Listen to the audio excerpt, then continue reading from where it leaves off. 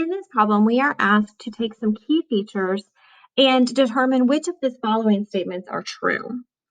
Here we are told we have a y-intercept of 0, 0.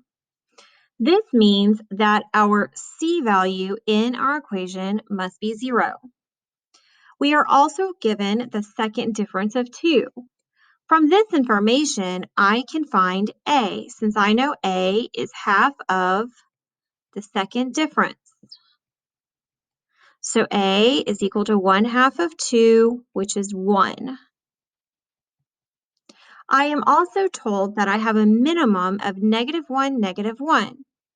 This means that -1, -1 is my vertex.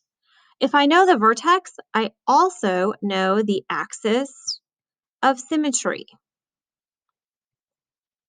Will be at x equals -1. Let's just go through our choices to see which of the following we know are true already. Our second choice says a equals 1. That is true because we know it was half of the second difference. The axis of symmetry is y equals -1. That is false because our axis of symmetry is vertical. It's x equals -1, not y. Our equation looks pretty good because it does have an a of 1 and a c of 0, but I'm not exactly sure about the 2 for b. So I could take this equation and graph it in Desmos to see if my other key features were true, such as a minimum at -1, -1. Let's take a look at our graph. Here we have a vertex at -1, -1.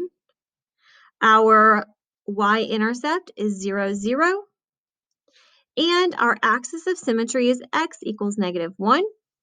Our a value is 1. I can start at this vertex, rise 1, run 1, and I'm at the point on my parabola, the next point. So looking at this graph, I know that it is true based off of these key features. If I look at the graph of y equals x squared plus 2x, I will find that it produces this exact graph. So this equation is also true.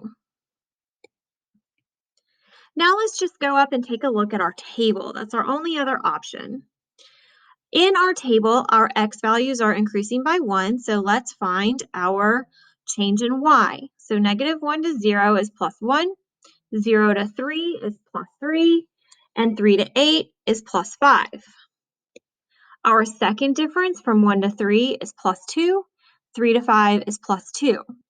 So our second difference of 2 is correct.